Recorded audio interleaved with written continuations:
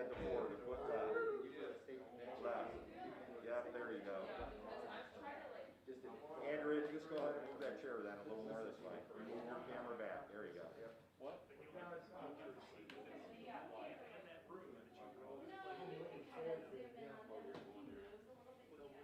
Sit there once. Sit there once. Sit right there. I want to see if we're blocking anyone. Right here? Yeah. I just want to check our camera angles. Like if someone's sitting right where Reese is. Oh, I got Reese. I got Reese's head. But he doesn't use it. Are we good like that? Hold on. Yeah. Good? Good. We're good here.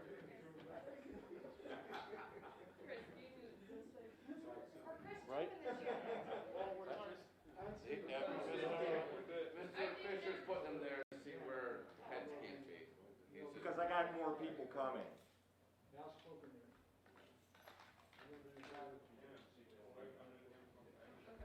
So go ahead, be my head again real quick. You might just stay there. Once I know your head's good, I don't want a tall person to grab that seat. Taller.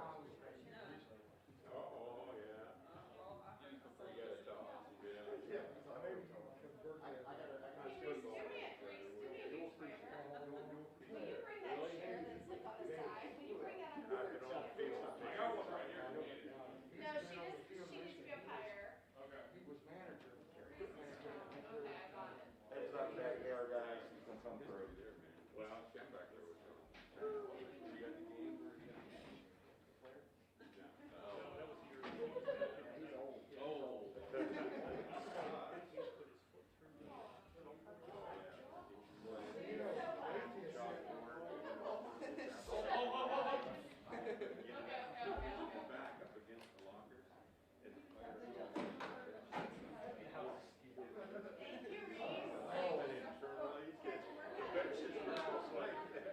You're not going to stand on that, are you, Andrea? In Ohio, there's some people who says there is no more Hades.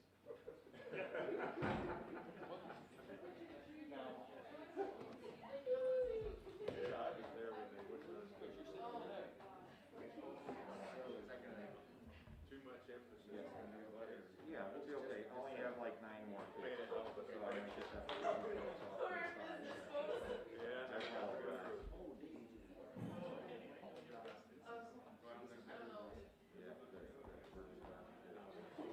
This used to be a state-of-the-art technology. Because that never been Back in 99, the turn of the 21st century. Blessing today to have this. yeah, the good old days. I'm going to introduce you. And then you want me, did you see our website? Yeah. We've linked it. Oh, good. Dave, did you see our website today? No, sir, I have not. That's how we use address, and I guess we have people, I know that's small, but that's on our Facebook. Yeah. And all our social media. Cool. Who is that guy? Exactly. But if you want to read all of them, that's what I need to know. Thank you much. She's live. Yep. I've got it, so I don't forget. I think that's where, hey Dave, this is my dad, John. Oh, hi, how are you? We know each other. Oh, gosh, yes, how you doing? Good. Nice seeing you. Yeah, go ahead, guys, grab a seat. I'm gonna put some of our other kids up on that back row sitting on the ledge.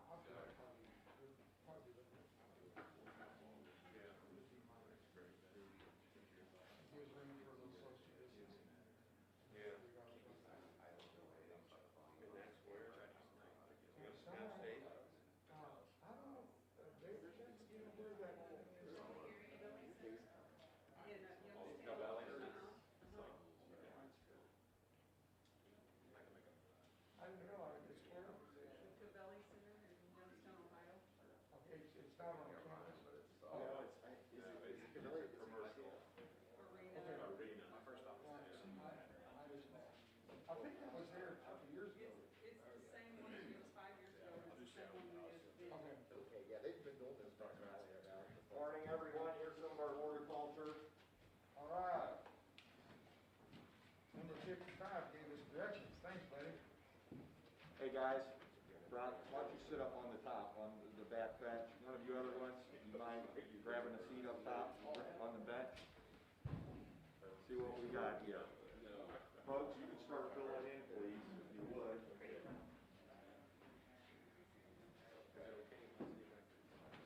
Absolutely, absolutely. Yeah, we'll put you right up in the corner. So leave that seat open there, guys. No one puts baby in a corner. Name that movie, Dave. The what? No one puts baby in a corner. Dirty Dancing. Someone had it up there. Someone had it up there. Reese had that? All right.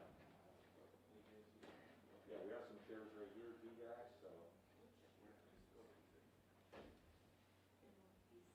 But we got some time here yet, folks, so. Got these chairs out for you. This is where our Board of Education meets. This was a state-of-the-art tech lab back in the turn of the 21st century. What a nice large group instruction room if you didn't have to be 6 feet apart. So Tesla Saturday. This is where we break out game film and stuff like that. Should win? Yeah. Good deal. But we can't do it now, now we gotta go to the gymnasium. Normally we could fit a whole volleyball team, football team right in. Yeah. Go ahead, guys, we'll put you right up front there, right beside Reese. Or did you already have your seat? I didn't get mine. Get everyone situated. You all good? Yep. All right, thank you. Thanks for your help. Yep. All right. Guys, looking around. Folks, you'll be able to grab a seat there. If you want to stay here, take your pictures. I'm gonna take a few and then I'll just come over here. Yeah, no, that's entirely up to you guys. Gotta do a call a little bit and I'll grab a seat. All right, very good. And Mrs. Morris, how we doing on the link? All right, I got Victoria with two that are going to stay behind, and they're watching it live. They want to see the link. How would she do that? I'm sorry, I didn't have a question. Victoria Davis has two of them in the classroom. How would she view the link live? She can just go to our webpage. That's what I need to know. Yeah, I'm emailing the staff right now with the link. awesome. Pardon me, so, yeah.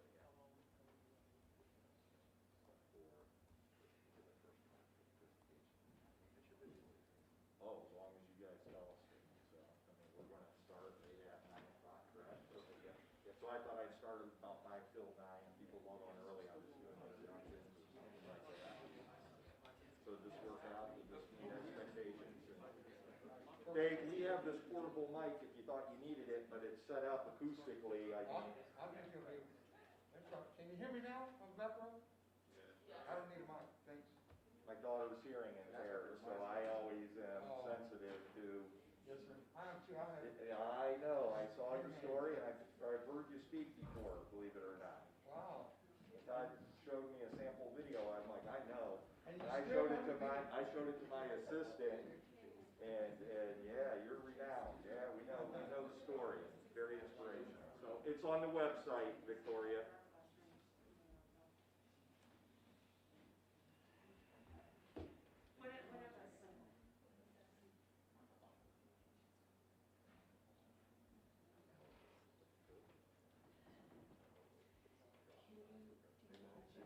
Any of you students never been in this room before? Never? Everyone now? All right. I started out doing all videos for all March. And a couple of weeks in April, I was videoing. All the western states. Small world, isn't it? I'm glad you wore your red and gray today. You got the memo. So while I'm speaking, You ready for tomorrow? Until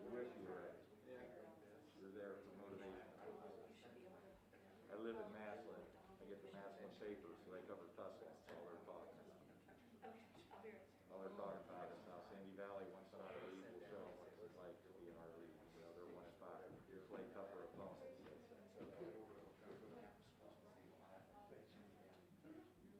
Just telling you.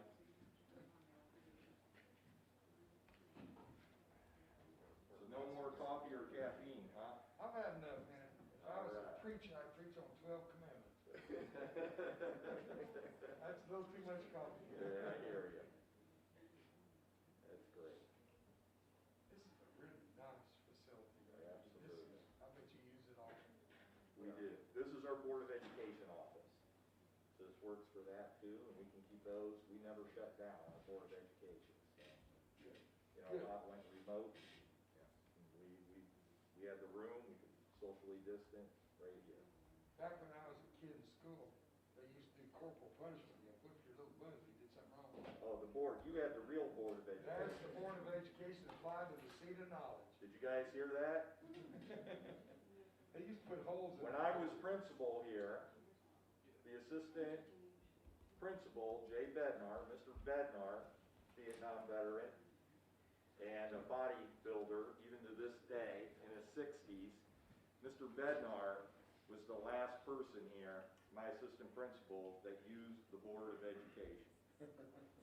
And Sandy Valley was one of the last schools in the state of Ohio, when the state of Ohio to still use a Board of Education, until the state said no more.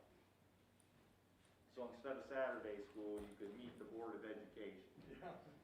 And depending on your offense, you either got to meet one of the board members, 3 of the board members, or 5 of the board members, depending on what you did. I'm gonna move this. Oh, over absolutely. you. I'm just gonna say here. Alrighty. Then you have your flyers. I'll be right back. I'm gonna check the room. for Oh, her. great, thank Thank you, you. Miss Alice. You're welcome. I got her. Okay. Okay. We got it.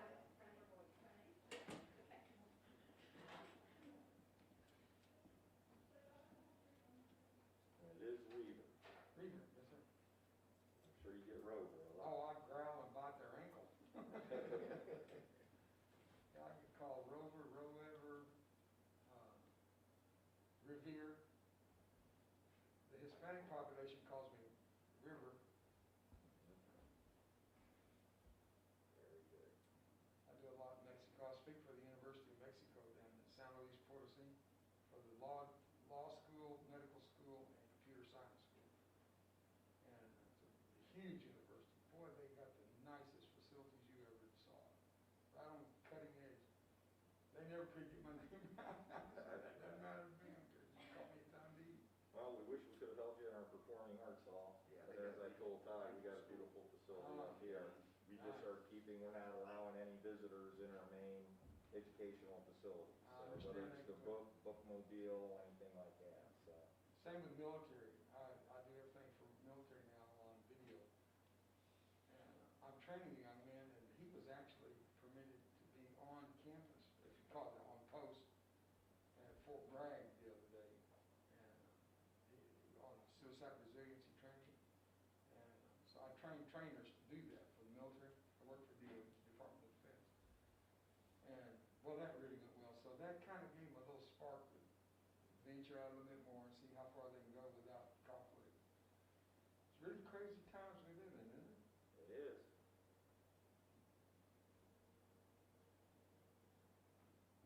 You can tell it's Friday there, Mr. I'll be right back. All good?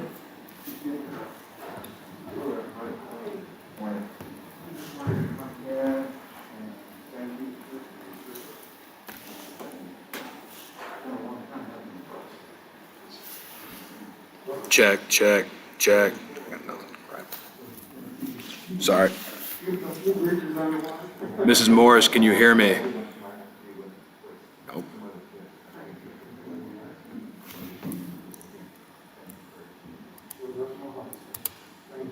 How did that look? And you were Army? I was an undergrad. Yeah, I did too, but I joined the Navy, so I didn't get hurt. Yeah. ended up in special forces, they kicked my butt. Good.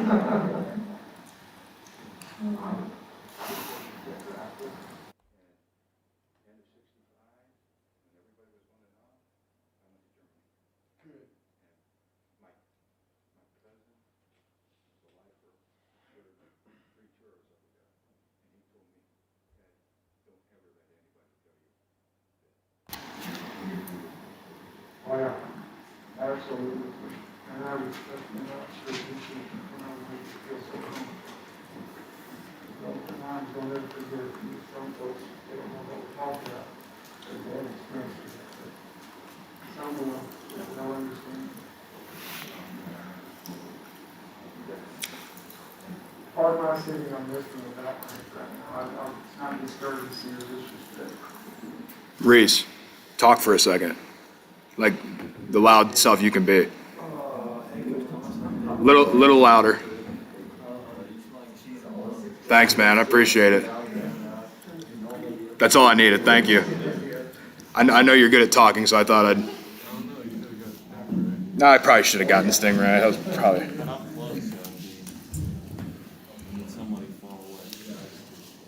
You're actually probably about the same distance. No, you're a little closer.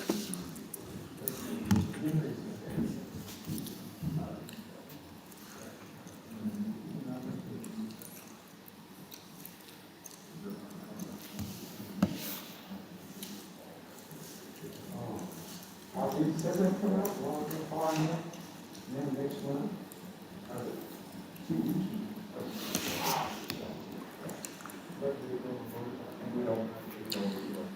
Yeah.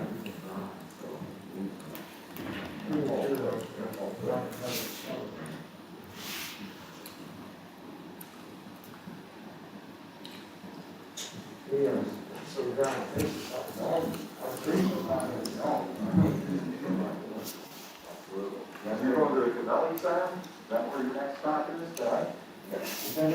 I don't know, I just get out of the car when they stop. Have any of you been to the Cavelli Center in Youngstown? Wrestled there? I've not been there. I know they do rock concerts and all of that too.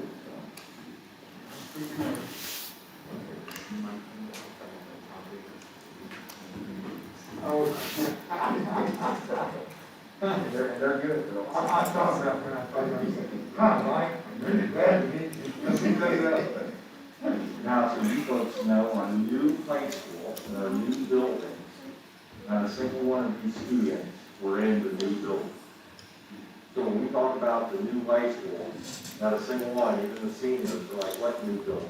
That's all they know are the new buildings. Correct, seniors? Yeah. This is all they know, is our new buildings. This building right here was state-of-the-art, turn of the century, 21st century. I was a teacher in Plain local school outside of Canton at Glen Oak High School, and I wrote a grant and partnered with a teacher from Sandy Valley High School, and part of the grant here is they developed this lab, those little holes in front of their countertops, because you're all used to everything being what? Wireless and Bluetooth. Back in the day, it was all wired, but it was state of the art. And what we had hanging here looked like a big camera, like a TV, movie, production camera.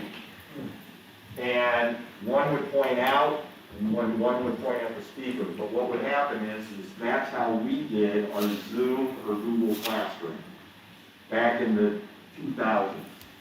And so from afar, we had a Glen Oak classroom of students communicating with a group of Sandy Valley students.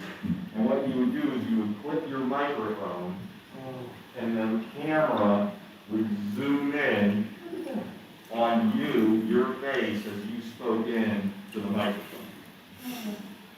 And so when people talk about remote learning, and are you personally prepared, Mr. Fisher, old fart, I'm like, I was back when wireless was wired. I was part of all this. And then I mean, it was just ironic that I ended up at Sandy Valley, and when they tore down the junior, senior high school, we were able to keep this building. expensive, I mean, it was, tens of thousands, but it was over $100,000 to renovate, to put in all that technology. And now we buy a whole classroom of Chromebook for $10,000. My TV studio had cameras, video cameras, I could buy a camera for $250,000. It would not be what you might, what your camera on the phone is. Camera on the phone today is better quality than a $250,000 camera. And a recorder, and you get so low on the camera today, a recorder is called one, I think it was $85,000 just for that 1 year. Now you get it on the phone. We remember watching sporting events live on TV. And the big innovation on Monday Night Football was instant replay. Instant replay. So you guys take, oh, let's see that again. You didn't have it.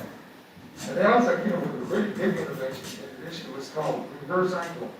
They showed the opposite side, they have one extra camera. Now it takes 30 cameras. And we had a remote control in the Fisher household too. You know what the remote control was? The youngest sibling. My older brother, I was the remote. We'll change that channel. Okay. I never heard of that. That's all right. Was that called distance learning back then? Oh. No, that's a good question. It was not. I'm trying to think what it was called. Remote learning, or that's a new terminology now. I'll have to look at it, that grant, or what we call it. When we had, because it was Ruth, right? The last name was Ruth. That, who was the teacher here, the science teacher that passed away? Oh, you weren't here. Miss Morris is too young. She doesn't know what happened to school. Right, students on SVTV? Yep. Miss Morris doesn't know what I'm talking about either.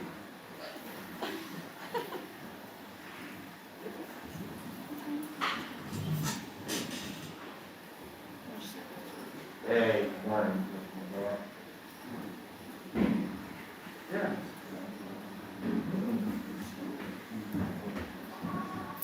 Oh, yeah, absolutely. Yeah, no, that's great. I can start to go ready anyway. We're gonna go, Dave, for about how long? About 50 minutes on foot. 50 and 5 minutes? Yeah, question and answer. Yeah, absolutely. Question answer, after that or during that? That's better for you than hello.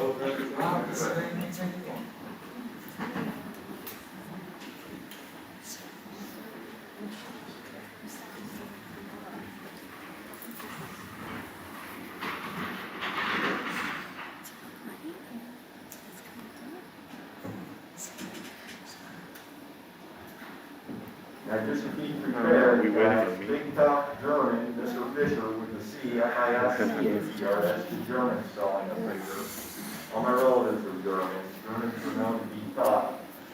Don't show emotion. We're all my Italians. Your parents will tell you the difference. They show their emotion.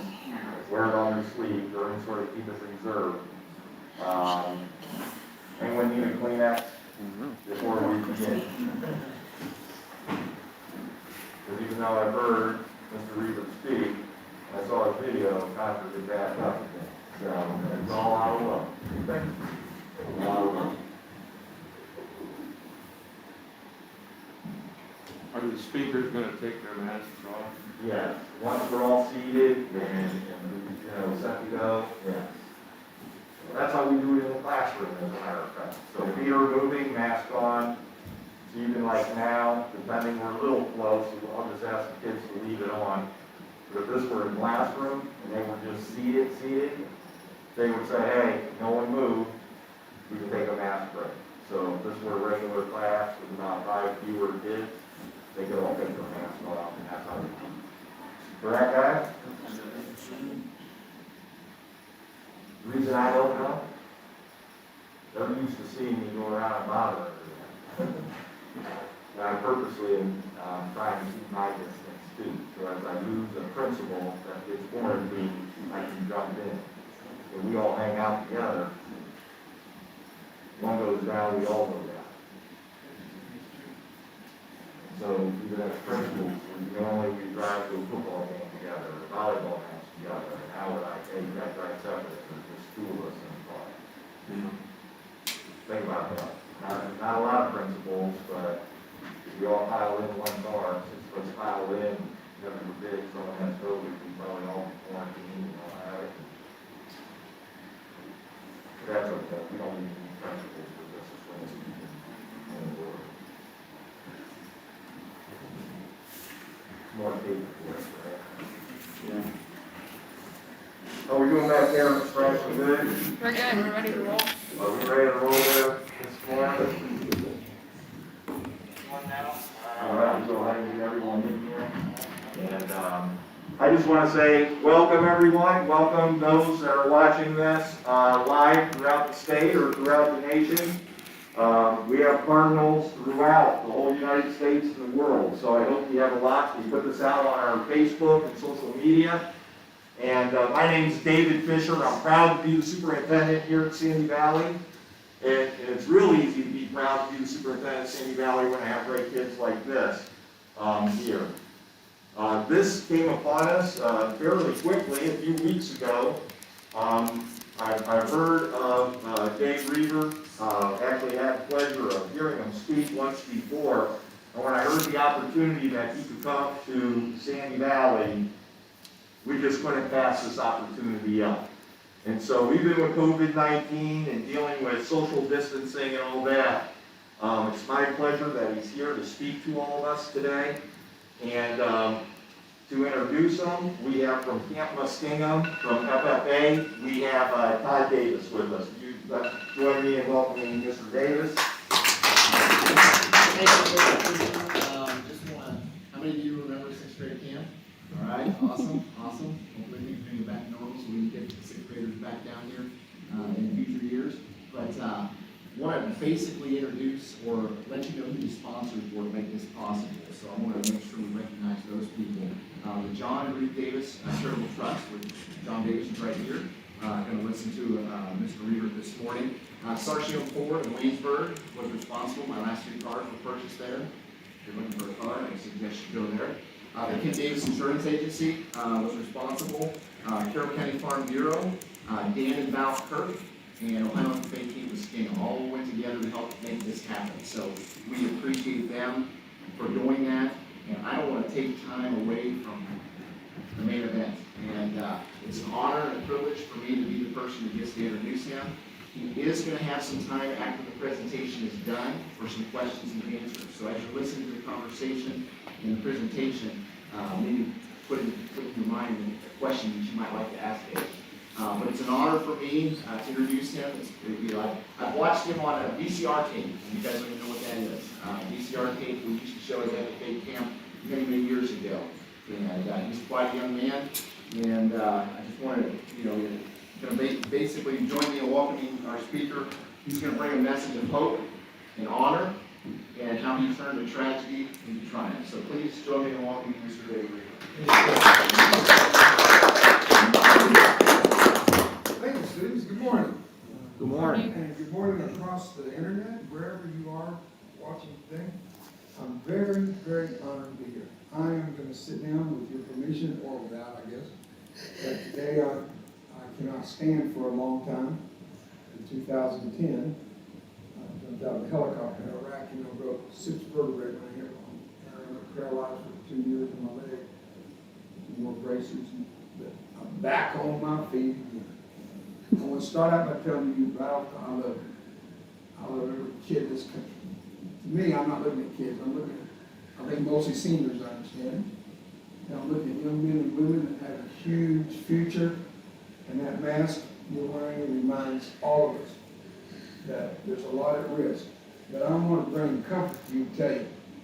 And this is, I don't even know the scientific research behind this, but if we got through COVID 1 through 18, we're going to get through COVID-19, right? So it's all good. Yeah, go ahead. That's it. That's the encouragement.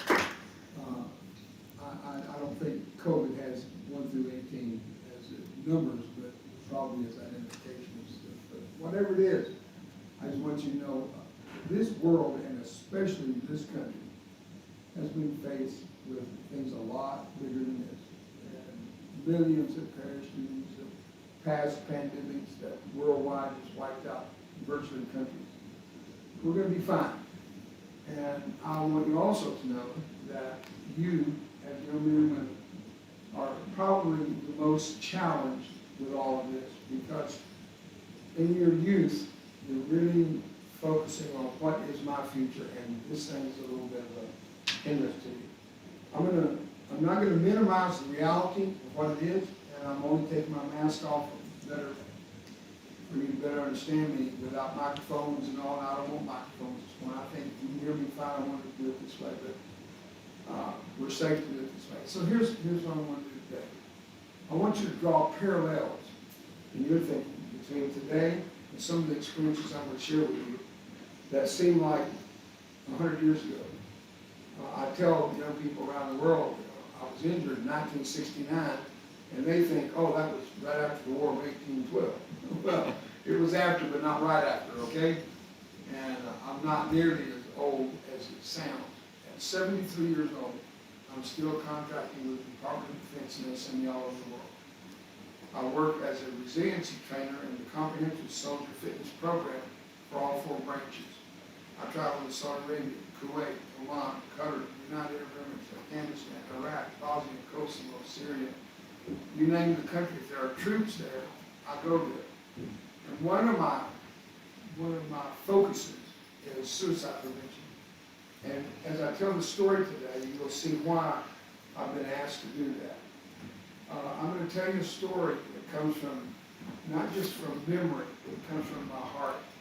Because along the way in this story, I want you to find it. If you, I don't know if you've got your phone, you're welcome to take notes, but please make sure that that's all you use your phone for while I'm here.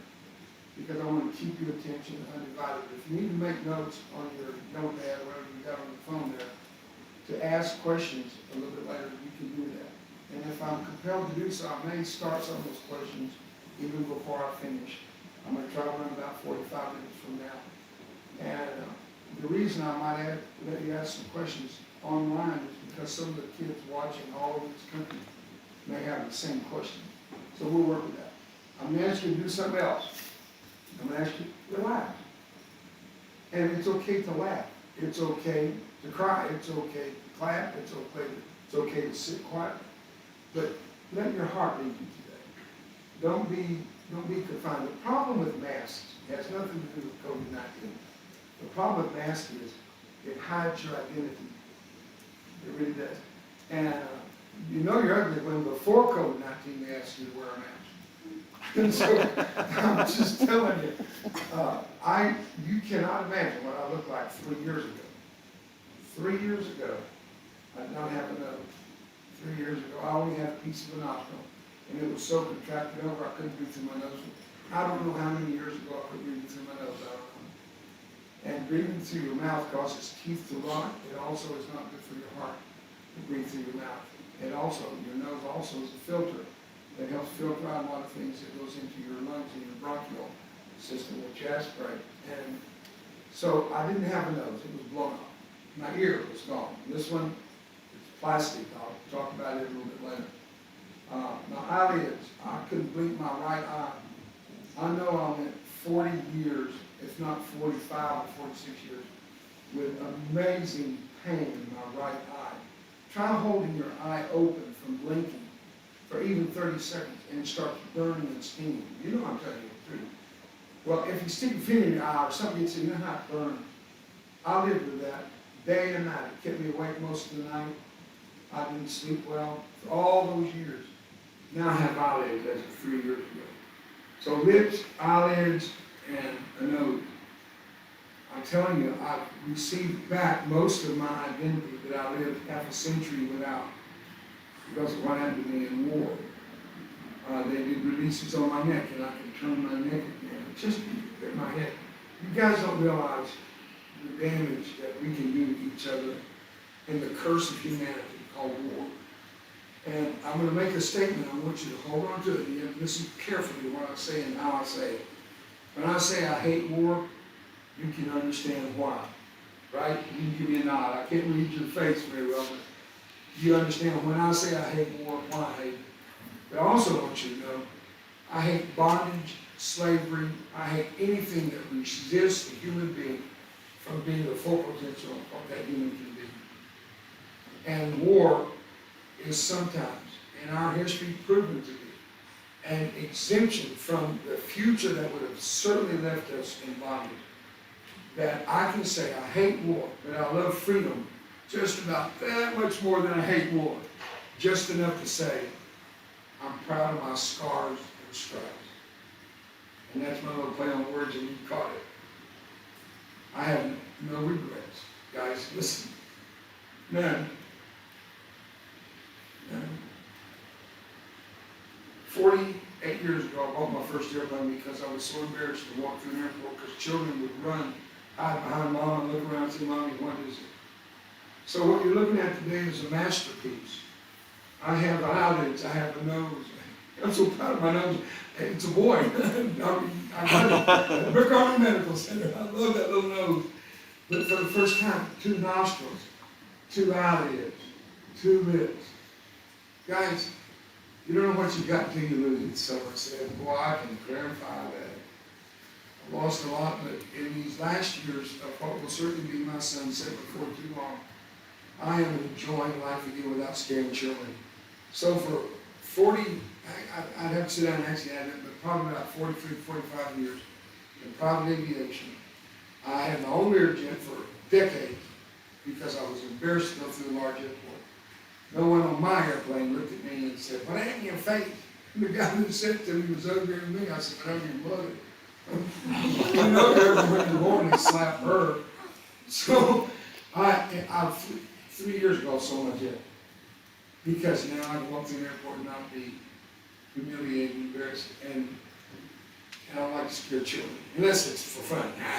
And that was occasionally when my ear fell off. I was speaking in Jamaica years ago. I used to travel and speak in public schools in foreign countries with Dr. Billy Graham. We did Europe together. We did a lot of places. Well, I went to Jamaica. We had about 10,000 folks there. And I'm speaking. And all of a sudden, they all did the same thing. They covered their mouth, eyes wide open, pointing at me, sucking air like a Hoover.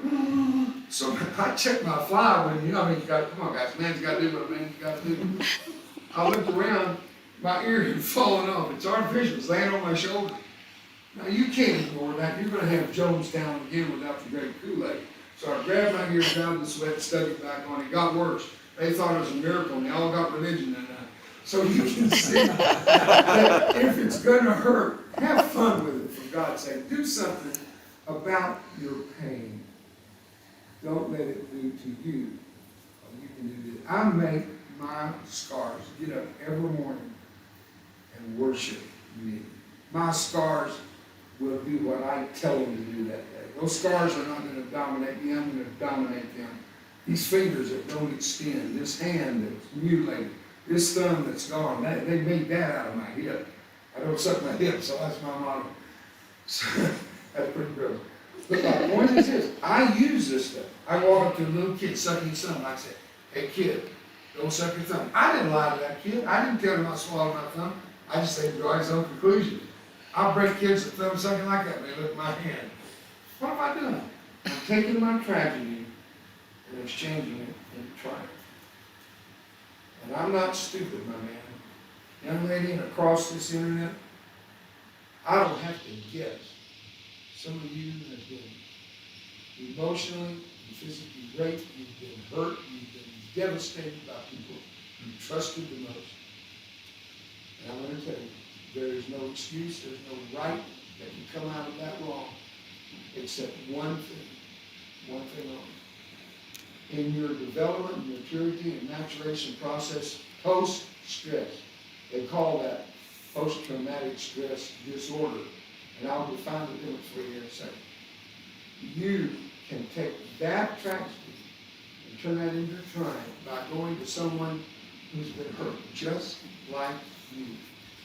And you came through it, and they say, "How'd you make it?" You can tell them all the bullet points of life that you learned that brought you through. If you're a religious person, you've got priests, you've got pastors, you've got whatever. If you're non-religious, you've got certain amounts of psychologists or teachers that don't hold to that same value, that have gone through so many things, that can train. You have somebody you can go to. The worst person you can go to is your peer. Because how are they going to give you advice on something they've never been through? I walked into a military hospital, into the burn ward. That's where I was for a year and 2 months. 60 surgeries later, I'm sitting here talking to you. My last surgery was 6 weeks ago, 10 weeks ago, about 10 weeks. I walk into that burn ward, I walk into that amputee ward. Those guys look at me and they say, he knows how I feel. Why? Because I have a scar to prove it. One of the worst sins against humanity you'll ever commit is walking to somebody that you have no idea what they're going through, and you say to them, I know how you feel. What an empty, and may I add, stupid thing to say. When you don't know how somebody feels, the worst thing to say is to say you know it because they know you're lying. I lay in that hospital. I had tubes run out of every orifice of my body and some new orifices that I didn't have before that injury. And a guy walked in perfect health in his late 20s, stood in front of my bed and said, Mr. Reever, I know how you feel. And I looked at him, and out of my muttering with tubes hanging out of me, I said, show me your scars. So here's what I learned. There's two places that have scars. On the outside like me, or on the inside like some of you. She was 15 years old. She came to me and pulled on my arm and pulled me aside from the crowd of kids walking out of the assembly that day at Odessa, Texas, Permian Basin High School. 15.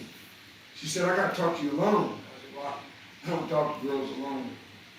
She said, but if you get your counselor, we'll talk together. Well, the counselor happened to be the volleyball coach. And he had an office at the end of the gym, and it was a long office because it wasn't so deep, it was long. And he moved to the farthest point so she'd feel a little more comfortable to talk to me. But I won't talk to a girl or anybody. You don't touch your client. I won't do that without accountability. I looked at her and I said, well, ma'am, I'm all ears. And I was trying to have a little fun with that because I have a whole bunch of them in a box. She didn't give me time to be fully seated. She was blurting it out. My stepfather raped me 3 times. I'm going to kill him. And you know what? I know the difference in the sound of a promise and the sound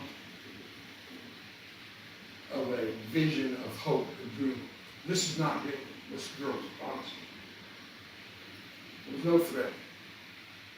I fell into the seat I was about to sit in, and I just dropped into it. And she started telling me her story. Next thing I know, I got tears running down my eyes. I'm trying to be man stuff, you know. Don't take my heart away from me. I went 1 year without a tear, 12 months with no tears. From my first body count in Vietnam through 8 months of war that was hell on earth and more body counts, and the first 4 months of a 14-month, 1 month, 2 years stay in the hospital. I went 1 year without a tear.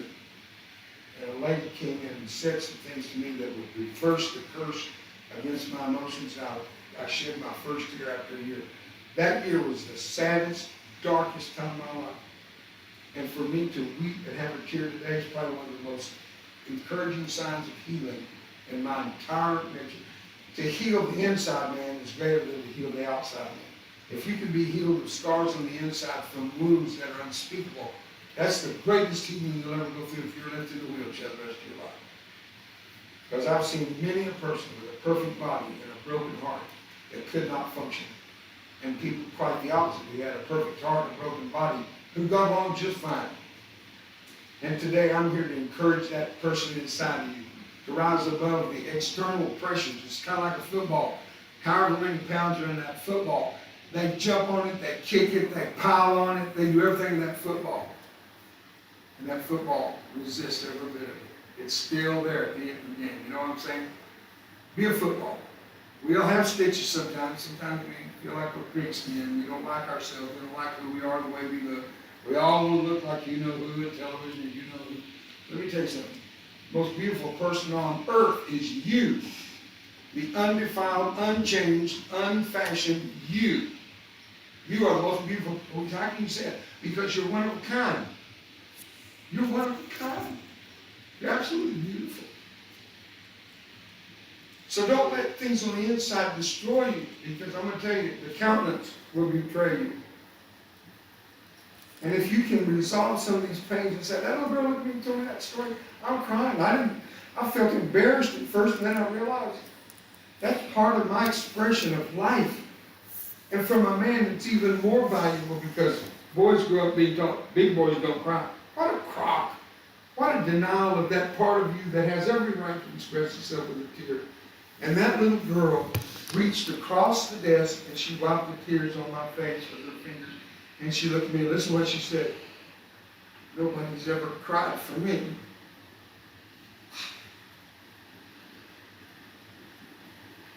I lost it.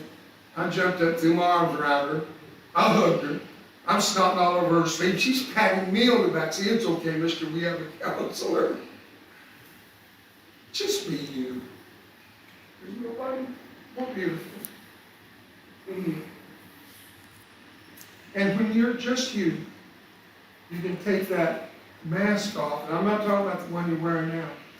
I'm talking about the mask you've hidden behind for years that hid your beautiful countenance. You lived a lie, trying to make people think you're something you're not. Because the person you want to be is less than you are. Why would you degrade yourself to be something less than you are? My hero never was Michael Jordan. I think he's a great ball player. My hero never was Tom Brady. My hero was never a football player, because my dad never threw a football to me in my life. My dad never threw a baseball to me in my life. My dad had to work 3 jobs to take care of my mother, who was invalid because of my birth. When I was born, she almost died and lived 70 years. Not after that, but she lived to be 70 years. Curled up in a fetal position in a nursing home, fed through a tube. And when I found out it was at my birth that she lost all of her health, the thought of suicide at 9 years old, the thought of suicide entered my mind and hounded me for decades to follow. And I'll get to that. But because of my birth, my mom couldn't hold me, she couldn't feed me, she couldn't take care of me. I had a Mexican nanny from Matamoros, Mexico, across the border. I was born in McAllen, Texas, grew up in Brownsville, Texas. You could spit across that border. Maria Rubio became mom to me. I woke up every morning to David, dame un beso, ándale, pronto. When I knew I did wrong, I said, no me pegue, don't give me a whipping. I knew Spanish. That was my first language. I was 6 years old when they told me you have to learn English to go to school. Then they told me I was not a Mexican. Oh, that blew my Hispanic mind. All my friends were Mexican. I didn't speak English well enough to go to school, so I went through the first categorical, major social, emotional, and almost physical change. Change is good. Ask any 6-month-old baby. Change is good. Don't fear change. That's why I said we go through this COVID-19. Don't be afraid. Don't live in fear. Respect what we have to do. Fear the thing enough to respect it, but don't live in fear. Let me tell you what happens in darkness and fear. You stare into the darkness too long. One day, the darkness stares back into you. And believe me, I know what I'm talking about. Don't stare into that darkness. Don't listen to music that is dark music. Don't listen to music that degrades women or rap that degrades girls. Don't listen to that. Don't let that go in, because what goes in this ear will come out of your mouth. It will become part of your DNA emotionally. Don't listen to that stuff. Don't watch that stuff. Don't spend your life looking at horror movies. Because I'm going to tell you, there's no benefit to your emotional man, woman in you. Whenever you allow yourself to live in fear, fear is a horrible thing to live by.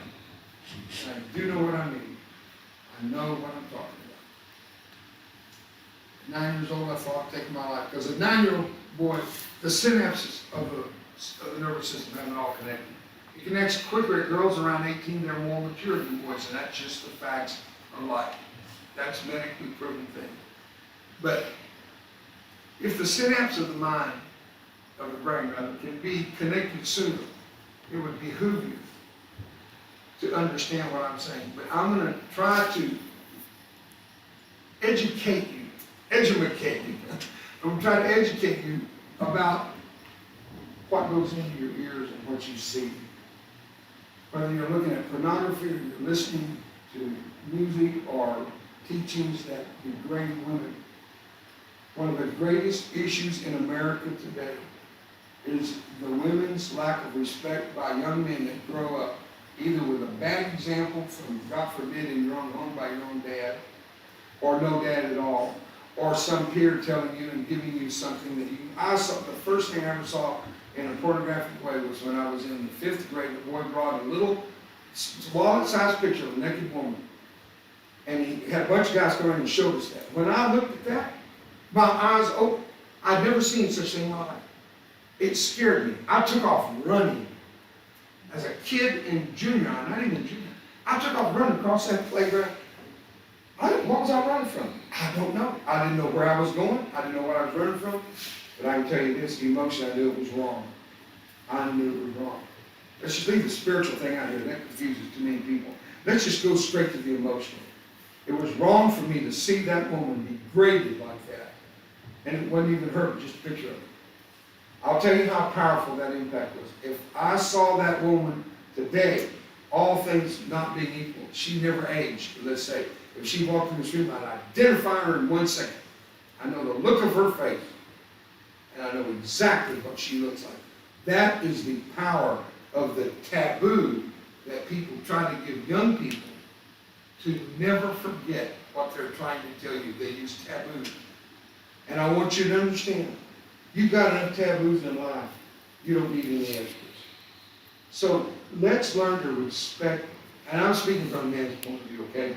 I speak from a woman's point of view, but remember, she's 2 years ahead of us and snaps us in the brain. So I'm behind the girls. My dad had to sign for me to get married. I was 20. My wife was 18, and the law did not require her dad or mom. No one had to sign for her. So it's a legal precedent set on actual research. So I want to tell you guys something today. Respect the woman. Open the door for her. I know. Don't come to me with this gender equality, because she's 2 years ahead of us. So I'm going to tell you, you can still open the door. I work with the military all over the world, as I already told you.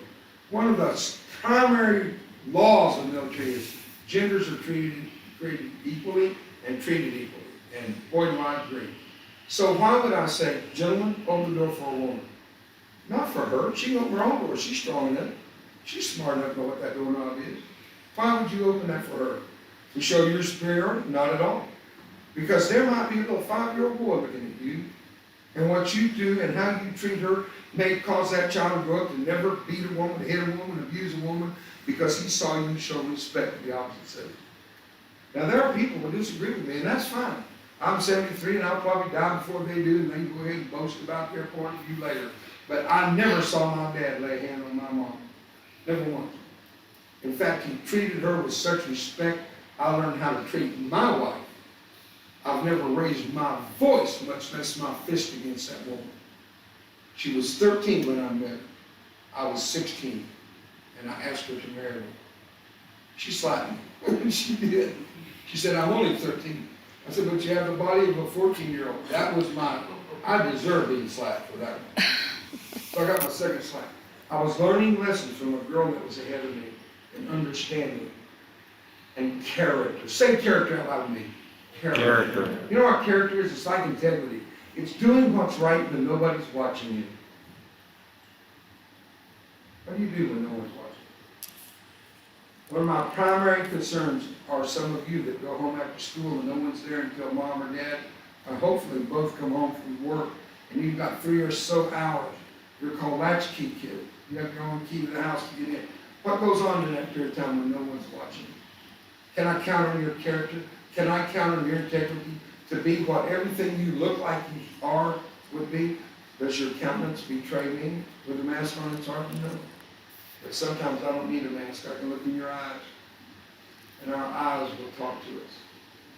They will. I said to one lady this morning, I said, I can tell you're smiling.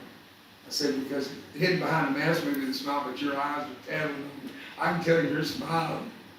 The eyes say so much. They're the windows to our soul. So I want to look at you. I regret I can't look at all of you online right in the eyes and tell you that when I say I love you, I don't know you love you. I love a generation of young people today. That's my whole life. I live every day for the young folks of this nation and worldwide. So why? Because youth is the blossoming of life. And the day will come when the petals will turn and they'll fall off and the stem will be left, and that's all. And that whole process of born, living, and dying, what will you do with what you have called life? What will you do with it? And today I'm here to encourage you to do the best you can with what you got, and I'm going to give you some examples. That young lady taught me. I was a typical boy, possessed with the urge to murder. You know what I'm saying? Oh, but not her. No, sir. She cooled my jets real quick. And some will lie and some say, it's none of your business, it's my business. We chose to wait before having sex. We waited until married before having sex. Some say, well, that's not the day. Well, I know it's not the day. We just chose that way. 53 years later, Bubba, we're still together. We still have magnificent love for each other. We still respect each other. And yes, I still open the door for her. I pulled the chair back. My children thought I was letting her test the chair before I sat in it. They thought if I opened the door for her that she was going to walk through and scare off all the boogeymen before I get there. Children are amazing. They figured it out. You know what? Both of them have great spouses. Both of them have wonderful children. They gave me the most beautiful grandchildren in the world. All of them love Papa and Granny. And I love to be called Papa. That's Southern speak for mighty man of war, holy man of God. I didn't know if you knew that. I thought I'd tell you. My little granddaughter sat in my lap at 5 years old, little blonde-haired, blue-eyed angel, sang to me. Sang to me. This is before I got my nose, my mouth, my lips, my eyelids. She sang to this mutilated monster of a grandpa.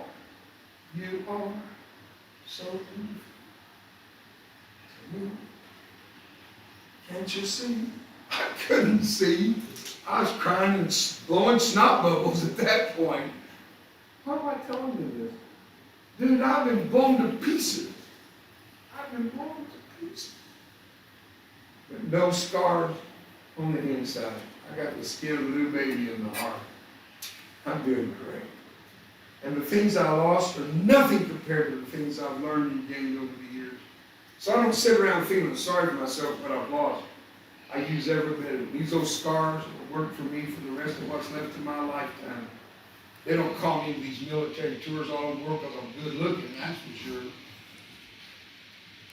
They don't call me because of my mighty man of war strength. I can sit down and talk to you because I can't stand very long. 12 screws and 2 rods in my back after that jump in Iraq. That helicopter damaged me so bad I just can't stand long after sitting there. They don't call me for my academic achievements. I was in the top 10% of the lower 1/3 of my class. I studied fractions and I found out 5 out of 4 people don't even know what a fraction is. If you didn't get that, we're going to have a lesson on fractions. So why do they call me? Because I'm resilient. That's not some honorable thing. I'm just resilient. I learned from my dad when my mom was so ill. He held down 3 jobs to take care of her. He taught me to do my part to take care of my mom. And he never intended me to know that I was the birth that caused her failure physically. I just happened to be walking by the door to her bedroom the day she was in tears, feeling so bad that she was causing such a dramatic change in the lifestyle of the whole family for her medical care. She had no medical insurance. It was a pre-existing condition, could not be covered. And as he was speaking to her, and I walked by that door, he said, Lois, darling. He never called her Lois. He never heard my dad say Lois. It was always Lois, darling. He said, Lois, darling, ever since Davy boy, that's me, ever since Davy boy was born, you fought this. It's not because you've been a bad girl. He said, this is life, baby. I never got over that. And for all the years that followed, as a little boy without the synapses connecting, I could not reason properly. I said, if I kill myself, she'll get better. At 9 years old, I had the first thought of suicide. The first dark thought I ever had in my lifetime was to take my life thinking it would make my mom get well. Had no relationship to my life at that point. And you understand that. What things do you allow to darken your world that you have no responsibility for it happening? I'm going to say to every one of you, if you're abused in that house, or your parents are going through divorce, or you're encumbered with labors of terrible difficulty in your family, don't go around blaming yourself. You're let's call it child, I'm not trying to say immature. You're the child in the family. Those in authority have the right to make it what it ought to be, or they make it what it should be, and it should not be, and that is not your responsibility. Don't hold yourself accountable for your parents' divorce. Don't go around feeling bad about things that happened that you didn't cause. Bad enough for the things you do cause, that we cause, but it is out of your control as long as you're in that house. And I don't want you living under that darkness of guilt. That darkness will stare back at you one day, and that's when you become dangerous to yourself. Don't stand in the darkness. It will stare back at you. So they call me and send me all over the world because it takes $1 million to train a special operator, and I work for the Special Forces through DOD. I spend almost all my programs at AFSCOM, Air Force Special Operations Command, SOCOM South, Special Operations Command South, JSOC, Joint Operations Special Command. All of these programs that I work for are with people that were like myself. I was in Special Force. I was trained by SEAL Team 1, went to Vietnam with SEAL Team 1, and almost died with SEAL Team 1, but I was not a SEAL. I was a brown, water, black beret, the smallest of all the special forces in the U.S. Navy. There's only 3. Brown, water, black beret, the U.S. Navy SEALs, and the Special Dive Vehicle Team. That's it. They're called SWCC, Special Warfare Command Sailor. And I drove the fast boat. It was made of fiberglass, very fast, and I carried Navy SEALs. We went to battle. We are symbiotically attached. We went to war, into battle, and hopefully survived together and came home. I'm the worst injured of our whole team. Nobody was killed, and those that were injured when I was minuscule and came home with it. Went back to Vietnam in 30 days. I came home and went back to Vietnam 30 years later on my own to finish what I had started, not go back to kill, but go back to give life. And I built the largest, and this is one of my greatest joys in my life, I built the largest cardiac care center in Asia, in Vietnam. It's a Toshiba digital imaging catheterization lab at the Wintry Hospital, which we added an entire wing on for $14.7 million in the year 2000. We moved them in. 36 beds of heart monitoring, half of them hardwire, half telemetry. We do heart stents, pacemaker, angioplasty, because it's a digital system. It's so perfect. We do liver work. I connected with UCLA doctors years ago to teach my doctors in Vietnam how to do all the procedures and catheterizations. Now my doctors can teach them. I have absolutely, read what's left of my lips. I have absolutely zero anger, revenge, hate, zero toward the people of Vietnam. And I fought against them, the communist part of it. Communism is 17% of the population of Vietnam, and they dominate all the other 83%. Let that do something. And yet, because I built that hospital and paid for it myself, I found out I could love the communists, and I never thought I could do that. I don't care if they're communists, Buddhists, Baptists, or nothingist. None of that matters to me. What matters to me, their humanity. And if you bend over to pick up your grandbaby and your heart is so clogged up and your valves are so poorly operating, you pass out when you bend over. One guy came in and looked like he was a wrestler, professional wrestler. You know how they cut their foreheads to make blood. They have little sharp things. They cut their forehead and they get up blood coming out. He had so many scars from falling on his forehead, picking up his grandbaby. We did one surgery. He never fell again, gets that grandbaby up the wall. That, to me, is worth more than money could. That's worth more than 10 $14.7 million project. Because I love people. I love children. And that little baby being picked up by Grandpa. I live every day of my life by not allowing hatred in her. You know who the guy I hated most was? Not LBJ. The guy I hated most is talking to me. I'm the guy I hated. It took me a long time to forgive me. I forgave my enemy. I had trouble forgiving me. Because I look in the mirror and I think I'm hurting my wife every day.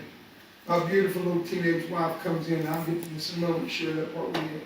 Dan, you might give me a clue how much time we got about that. About 10 minutes. 10 minutes?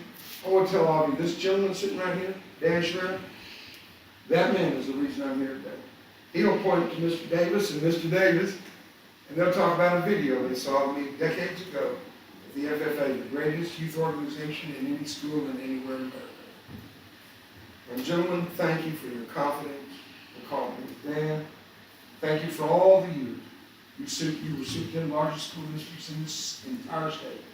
Thank you for bringing me and being my friend today. Just give this guy a big hand. Come on.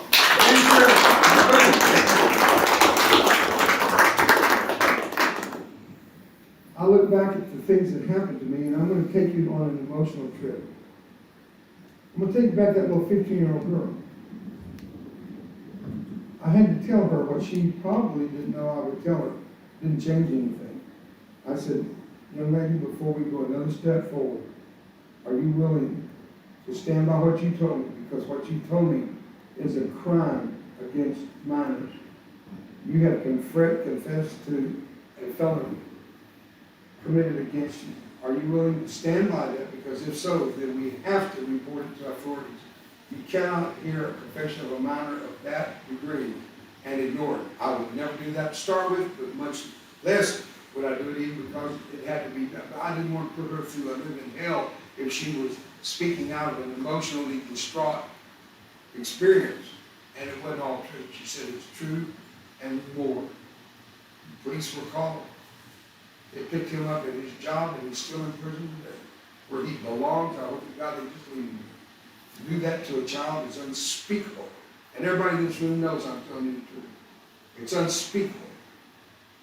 You do not have to go through that. If you're struggling with a sexual abuse against your physical body or an emotional abuse and you need help, there's not a better place you go than this school, right here at a better time than right now. You got help, you've got counselors, and if you've got parents, and it was not a parental thing, and most of the time, I don't want to go down a road that's going to lay blame at the feet of somebody that you might misinterpret. That's not my point. My point is you, I'm talking about you, wherever you are watching right now, get help and don't get it from your peers. They love you and they'll try to tell you. It's kind of like they call a barracks lawyer. In the military, there's always some guy that knows all the laws about what you can do to get out of the military. He doesn't know beans. And that's no offense to the kids that you love that try to give you advice. Go to somebody that's got a little gray around the temple. They earn the right to give you character of their experience. They give you integrity out of their experience. So go to them. But I was injured on July the 26th. And when I tell you the year, you're going to think right after the war of 1812. But in 1969, I drew a hand grenade back to throw into a bunker complex. I thought it would burn down some of the brush. There was no Agent Orange that far out from down the river. It was down the border with Cambodia, deep in the jungle. I drew back to throw a white phosphorus grenade that I've been told burns at 5,000 degrees. When I drew back to throw, my left hand was up like a pitcher. A sniper put a bullet through the back of my hand. He was shooting my head, but my hand got away. My hand was holding the grenade. The grenade did not need what they call a trigger. It did not need a fuse. All it needed, white phosphorus, explodes when air comes in contact with it. It's that unstable. It explodes with just air touching it. Then, when it explodes, the byproduct of its burning is phosphorus, which provides its own oxygen. It can consume itself underwater. It does not need oxygen to burn. It supplies its own. I drew back the throw. Suddenly, my life changed. I went back in my mind for that first time. That I was told I wasn't a Mexican, which just blew me away. Now I'm being blown away in a physical way. Now I'm being blown away worse in a physical way and hearing that I'm the reason my mom was sick and died from my birth, and I'm now gonna die. I don't have to kill myself, they're doing it for me. I've been in the war long enough and had too many body counts to look forward to another day of living. I became very dark in the place I was emotionally, and the darkness was staring back into me. And you've heard of suicide by cop, you know what that means, right? That's when you put yourself in a position that the police don't know if you've got a gun or not. And if you do, you raise it to shoot, and if you don't, you act like you are, because they're gonna respond. They're gonna protect their life, and they'll take you down. It's because you didn't wanna have the responsibility to kill yourself. I didn't care how I died as long as it went by my own hand, because I didn't think suicide was right. But I put myself in every position to be killed during that war. Especially the last 4 or 5 months of it just got so dark for me. I went on every special operations mission they could send me on. Just hoping I would not come home. I didn't want to ever see my little sweet wife again. When I kissed that teenager goodbye and went to war, I was at Love Field in Dallas. And when I kissed her goodbye, I can still remember. It's almost like if I lick my lips, I can taste the salt of her tears that I kissed off of her face. It's that real to me. I walked away, proud of myself, not crying. I'm the strong man. I'm the man of the house. That crap doesn't hold water. And I mean it literally. It didn't hold the water back for me. My tears burst over my eyelids as I walked away when she said one word, Davy. And that was a term of endearment. When she called me Davy, I just melted. When she said, Davy, I turned around mad at myself now with tears. I said, what? She asked this question. Haunts me to this day. On every tour I go all over the world on the military in every war zone on this planet. You know what that question was? Are you coming back? Let me ask you a question. The road you're on today in your life, you're going down the road. Everybody here, everybody online, like we're all going down the road. Sometimes it's together, sometimes it's alone. My question is, are you coming back? Can you get back from where you're going? Is it a dead end? I looked at her and in my unthinking pride, I said, I'll be back without a scar. I didn't tell her, she never knew until later. Everybody fine. I didn't know until later. She didn't know until later. I was in an organization that had the highest killed in action per capita, KIA, more than any other group in that world. I can't prove that. And how? Here's why. Our boats were made of fiberglass. They were very fast. Only 4 guys on the boat. 2 boats in a team. 8 men. 2 boats. If the boat is hit by an anti-tank rocket, it's called a B-40 anti-tank rocket-propelled grenade. It hits a tank, explodes, makes a hole, goes inside and makes another explosion, kills everybody in it. Imagine that used against a fiberglass boat with 4 guys on it. What happens? Everybody goes down the boat. They don't retrieve a body. They know you're dead, but they cannot call you killed in action until they get your body or a body part they can identify as you. And if that doesn't happen, you're not killed in action. You're missing in action. You know my age. And I said to her, I'll be back without a scar. Where did that come from? I could have just said, I'll be back. Then I'd be governor of California. What do you mean when I said that I was gone? I wasn't thinking. This was my mistake. This is me telling her something I knew when I said it. I couldn't keep the promise. That grenade exploded. I jumped in the river. I burned in the river. I swam across the river. My skin everywhere. I told everybody I was beside myself. That's a joke for you. I needed to pull myself together, right? I'm literally in pieces floating around me, burning. My skin. Half my skin came off my body in seconds. They estimated 60 pounds of flesh was blown off me. I kept both legs and both arms. That is a massive injury I am not supposed to be alive. Crawled up on the bank of the river, saw the damage, fell over backwards. They all thought I was dead. So I went all the way to the Pentagon on my chain of command that I was killed in action. A dust-off, which is a helicopter, non-combatant, flies in, picks up the dead and wounded, and flies out. They pick me up on the stretcher. I'm burning still. The water could not extinguish it. The stretcher caught fire, fell through on my head. Dude, You ever have one of those days when nothing goes right? This was not a good day. They rolled me up in wet blankets on another stretcher, slid me into the helicopter, wherever we go. And somewhere around 1,500 feet, I'm estimating, you've heard me not use the word pain one time. Not in reference to my birth. I didn't feel anything when it happened.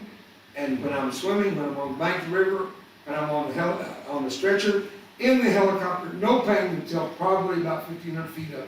Then all the shock wore off and all the pain came on, and I yelled, "Man!"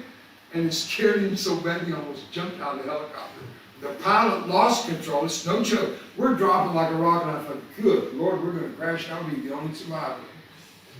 They got me to Saigon, and then to Japan, and I asked for a mirror.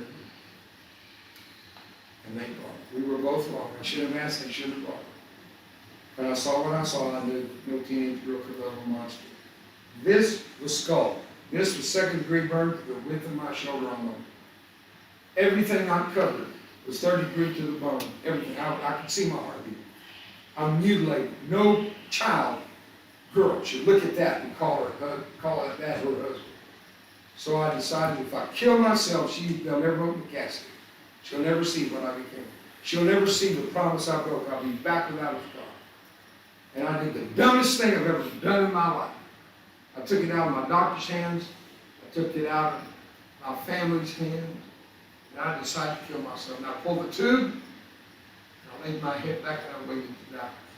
Who am I hurting? Me? Am I hurting the communists? I'm just finishing the job they started. Who am I hurting? Let me tell you something about suicide. You sit around thinking that darkness, you say, I'll just kill myself.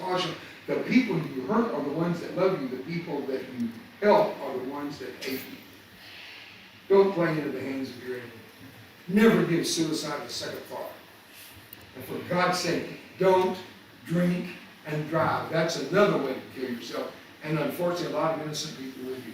And on top of that, don't text and drive. You're smarter than that. You're better than that. Don't do anything with that phone when you're driving. Give the people on the other side of the fence a chance to live. That day I pulled that tube, laid my head back, and waited to die. I got hungry. I pulled the wrong tube.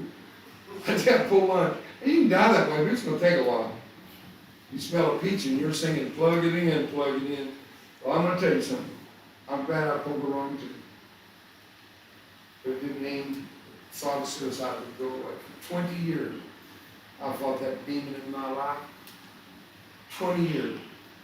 And in one day, in one sentence, my life changed forever when I realized I can take this thing that happened to me and I can be proud of my scars and stripes. And I can use this to encourage young men that are going to be devastated. Injuries like mine, young women who will go through not only physical impairment, but emotional. That's not to say young men don't get the same treatment sometimes. I can tell you the story of Luke at Greenup County High School in Greenup County, Kentucky.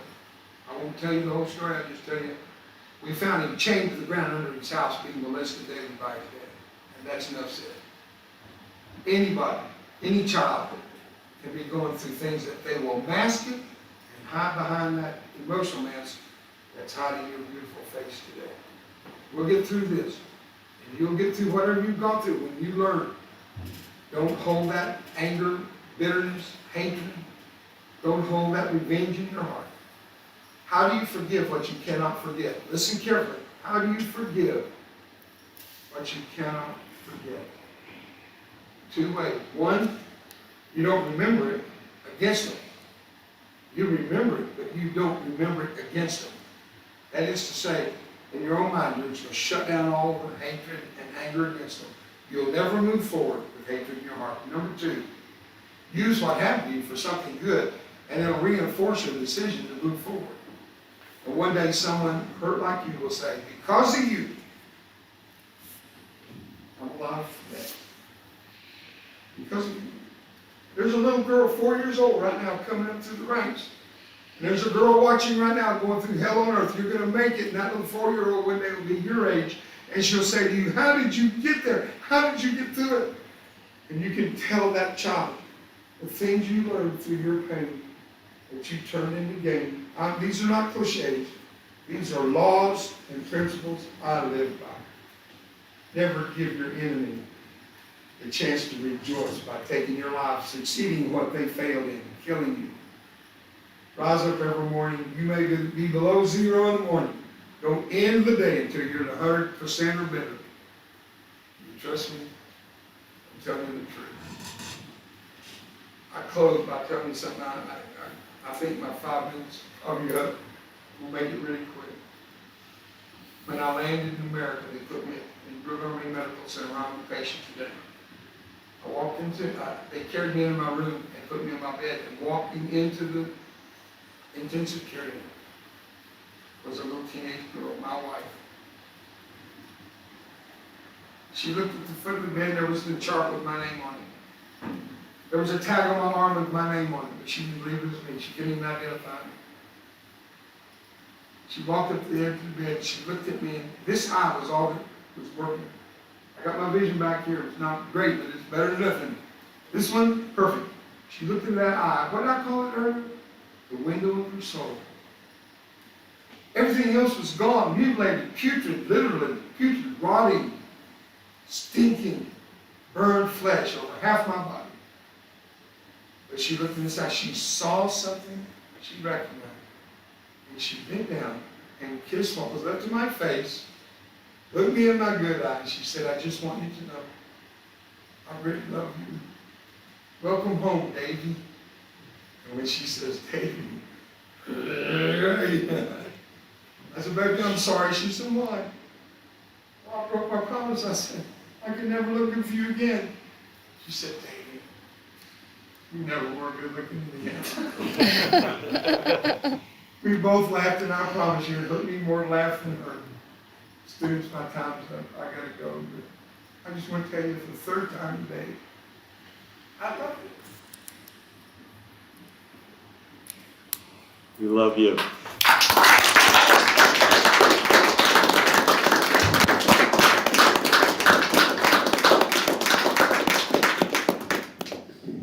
Do we have time for one or two questions, maybe? Yeah, I'm in no hurry. Okay. Okay, great. I'm good. Fire away. And listen, no question is the wrong question. The wrong question is the one you go to ask. So anything that's in your heart you want to ask, raise your hand so I can identify you. I'm going to ask you to do what we try to do, speak loud, so I can hear. I have a little bit of hearing impairment. So start where anybody, someone, one person opens the door for everyone. Who's the brave one to start with? Go ahead.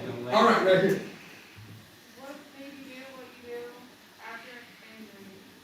Oh, that. You see what I'm doing. So why do I do this? Because every day that I went through my life, the first 20 years of being suicidal, I want to make up for those and more years that I can do something to stop someone else from being suicidal. If I can find happiness, you can find happiness. And I'm going to flat out tell you, if you've been sexually abused, if you've been emotionally abused by family, I think by far and away you've been hurt much worse than me. If you've gone through a family divorce, you've been hurt much worse than me. I am not one to tell you, I know how you feel, but I do know how it feels to be rejected.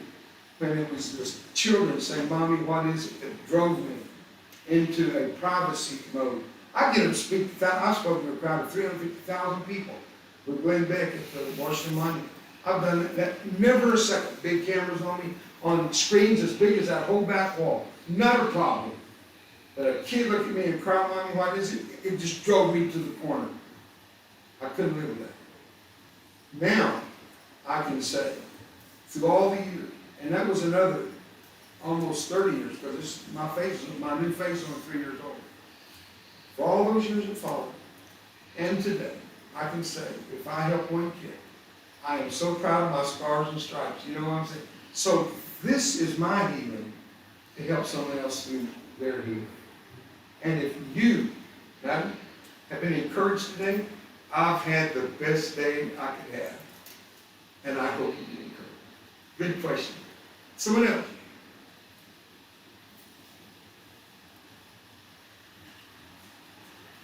you're thinking, and you're welcome to ask.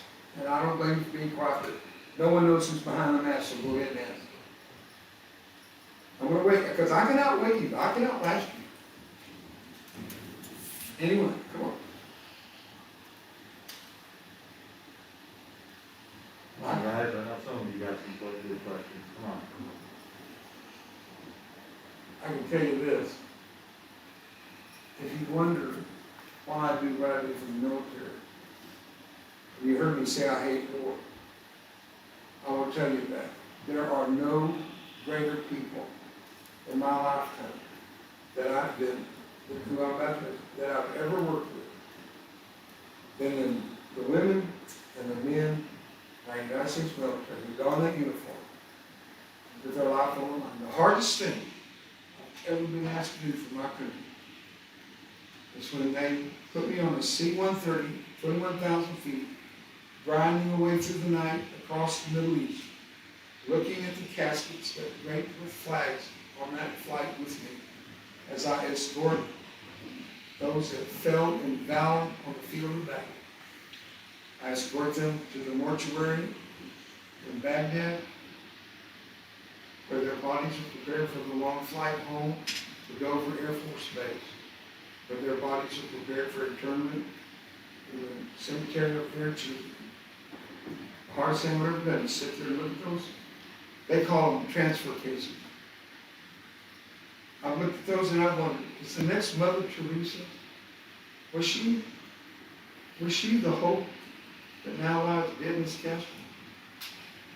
Was the doctor that would cure AIDS or find the cure for cancer, is he one of those transfer cases? See, the loss of war can never be calculated. The cost of freedom can never be calculated, because those who surrender their life in love of others' life greater than their own. There is no greater love. What loss can never be calculated. Not to mention the parents and the grandparents and the great-grandparents that have every right to love the child and the grandchild, the great-grandchild born to that family tree. Now, not interrupted, but chopped down, lost forever. The price of freedom is incalculable. But for what we can give and what we can calculate, we are morally obligated to show our appreciation to those that would give their lives for our freedom. Do I have an amen in the house? Amen. God bless you. Any other questions, ma'am? Thank you. Yes, sir. How do you get involved with the Brown Berets? Now, that's something to help me out. The Brown Beret. How did I get in? Yeah. I volunteered.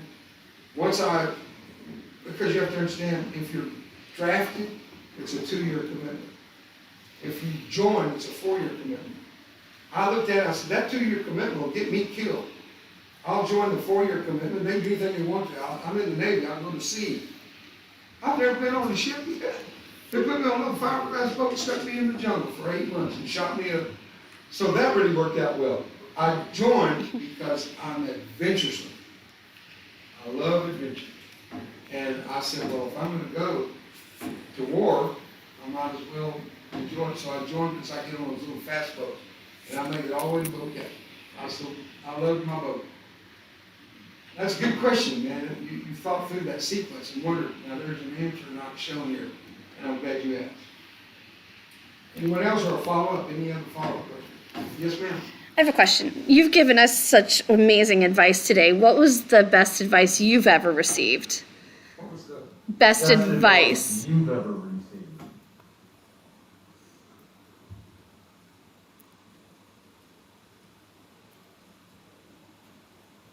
Dad? You taught me. Boy, you respect that girl. If you don't, and you divorce, don't come home. She got your bedroom. That's what my dad said. He taught me to respect a woman. And I guess it came through in my present. He taught me to respect her. Remember what I told you he called her North Star?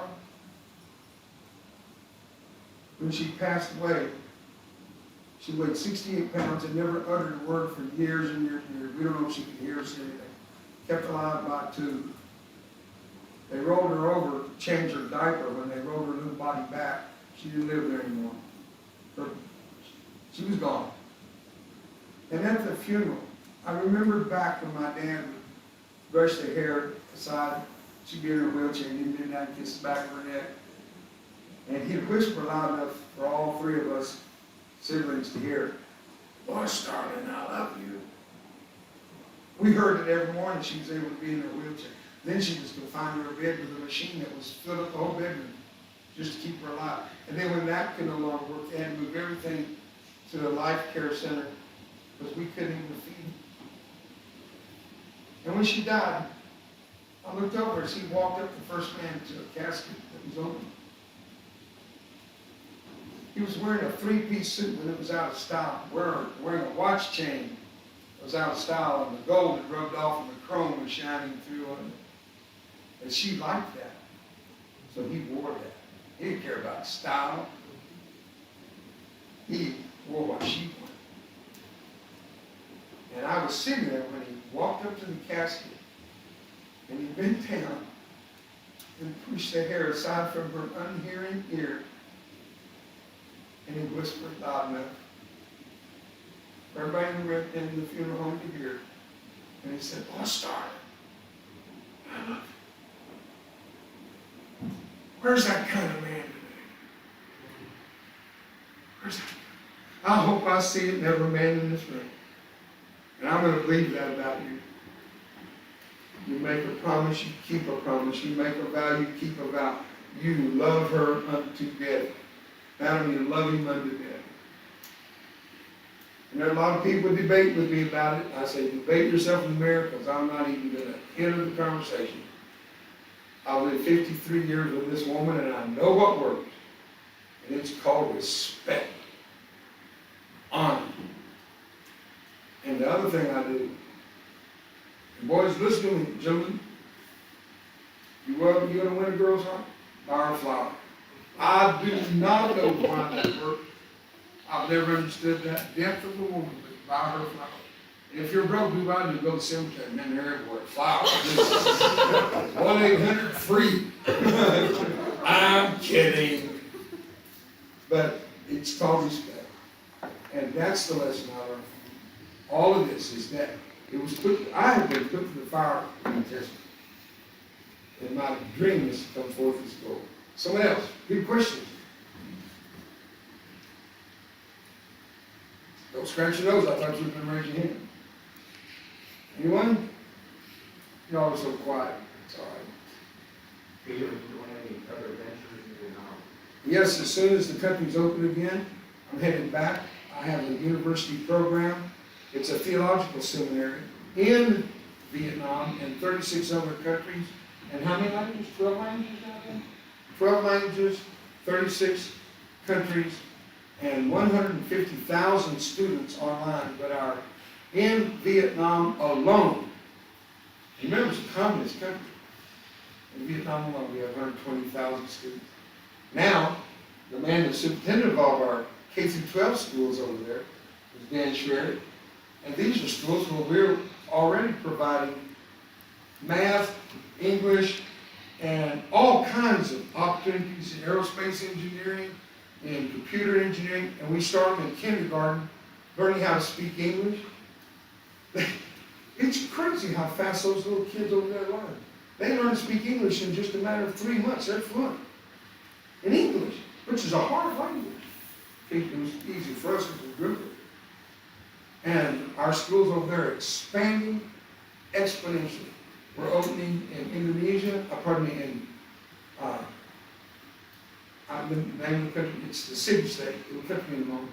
In the Philippines, in northern India, we're opening K-12 schools, providing the best education in English only. We will not speak any other language, because English is the language of commerce.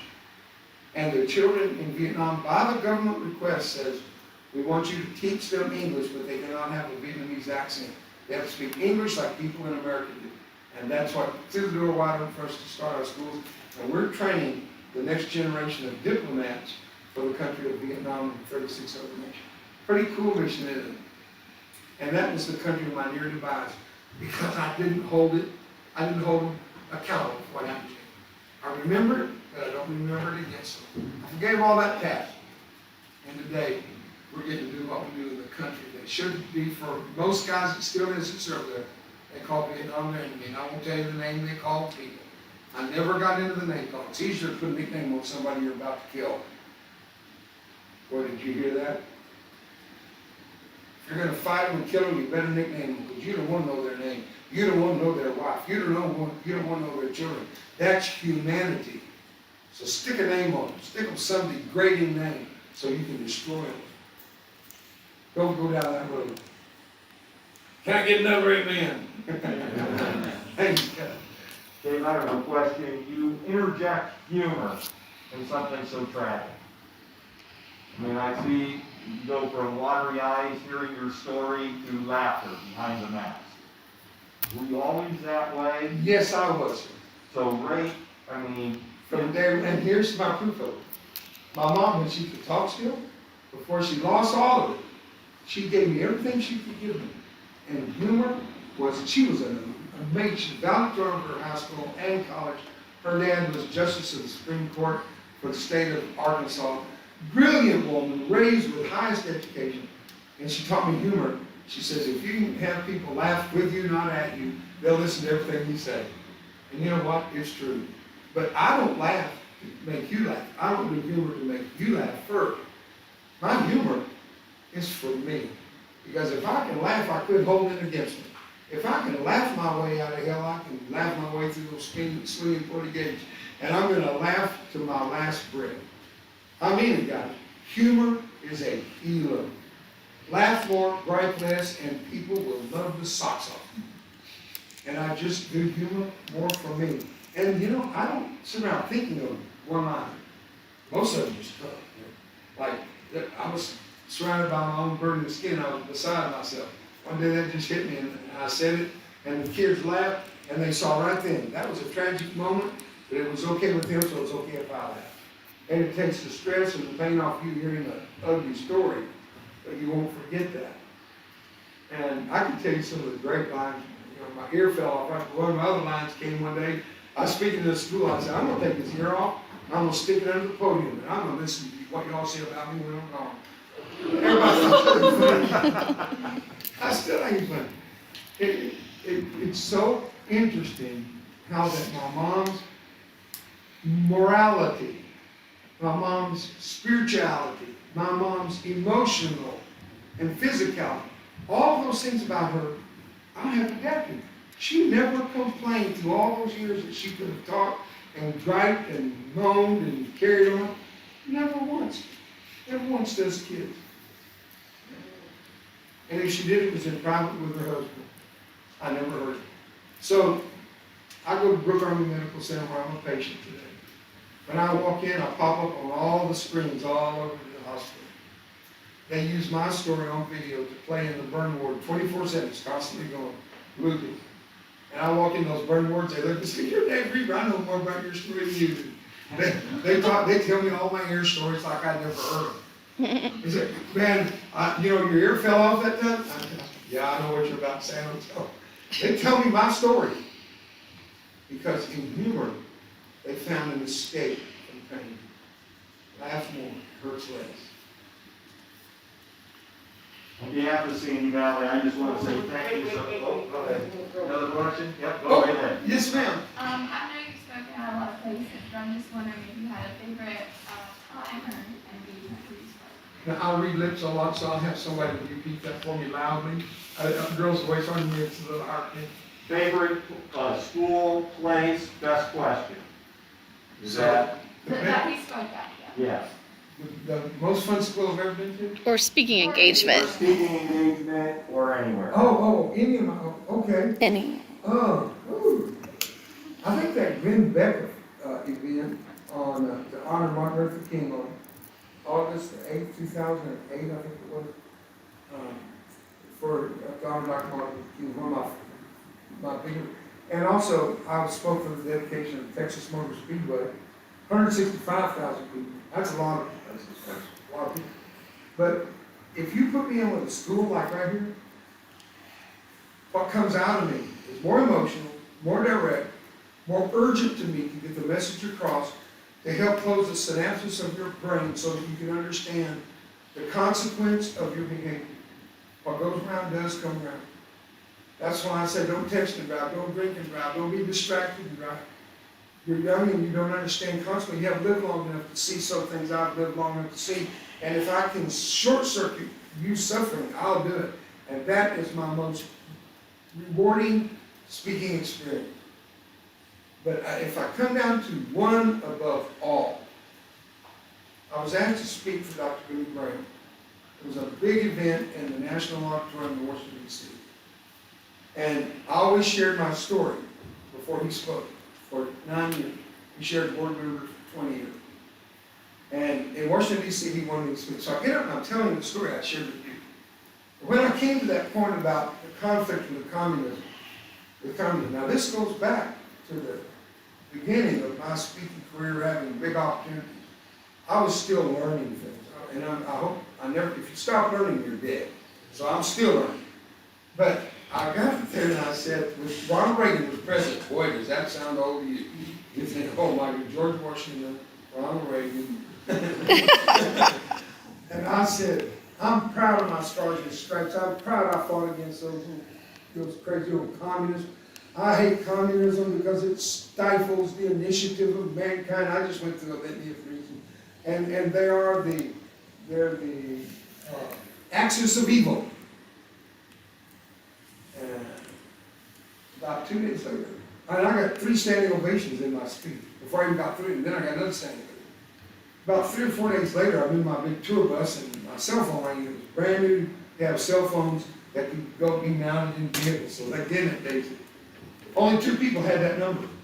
One was my wife, and the other was a little boy named David Rothenberg, whose mom and dad went through divorce, and dad, to get even with her, took their child to Disney World, Disneyland in California, and the night before they were to go to Disneyland, poured kerosene all over the child sleeping and setting on fire. And the kid was 93% third degree, highest third degree burn survivor in history. At 9 years old, he set that boy on fire. And that little boy loved me. I'm the only man he loved because he was terrified of men. We were on a TV show together, and we started laughing. We started laughing together.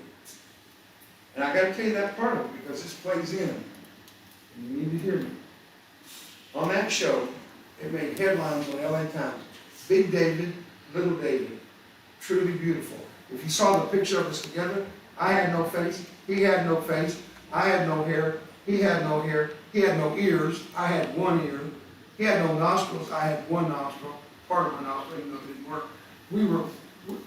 And people would look at us and say, Mister, your son looks just like you. I just laughed and say, what rock did you crawl out from? Oh my word. Well, that night, we were on the show again, and we started talking. And I started telling him my ear stories. He was that little boy was just crying. He didn't have any eyelids. His little eyes were just running water, dripping. He was laughing so hard. People across America were watching. They were tuning in, telling everybody, tune in, tune in. Channel 58, Los Angeles, California. At the end, I said, I'm going to play a piano. I want to play a sonic piano, and I'm a pianist. I learned to play with these fingers that don't straighten out. This one that does straighten out, but doesn't have any feeling. This thumb hangs there dumb, doesn't know what to do with it. All these 3 were blown off. I got them back on. The skin was all that held them from being detached. They don't work, but I use my knuckles, I use my index finger, and I use these big knuckles to do any full runs I want to on all keys of the piano. I played pretty stupid good. I played for the 109th anniversary, 500th celebration at West Point, and I'm a guest speaker there frequently. And that's like their problem. So I played good. I said, Little David, I'm going to play you a song. He said, what? I said, I'm going to go to that piano. It's at the end of the show. I said, I'm going to play you a song with these hands. He has no fingers at all, just knuckles. That's all he's got. And they stick out because they're real bony. And they got calcium deposits on them. So his knuckles stand up about that high. He said, I want to play you a song, Mr. Reader. His vocal cords are burning. I said, I'm thinking, oh, God, what have I done? I'm gonna put this kid over there, he's gonna try to play something, you'll be embarrassed. What have I done? I said, no, little David, I want to play for you. I'm trying to dominate this moment so I can take him away from him playing the piano for me with no fingers, right? So we go over together, and just as I'm about to sit down, he swings his little scrawny butt over and hits mine and knocks me halfway off that bench. And he assumed the position. I'm going to play a song for him, Auto Danny Boy, that's what I'm going to do. With his knuckle, he hit all the black notes, and listen to what he played for me as I hum it for you. Da, da, da, da, da, da, da, da, da, da, da. I said, Davey, that's Chariots of Fire. He looked up at me, he got it. That's what we are with David.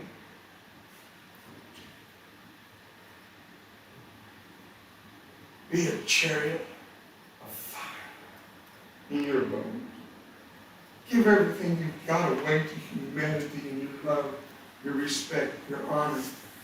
Push down those things of hate, those words of revenge that are so quick out of our mouth. You can't retrieve, you don't live long enough. You can't chase that word and catch it. It's gone forever into the heart of somebody that will destroy them. Speak words of life, not death. I'm Dave Roever. I approve of this message. Thank you, guys.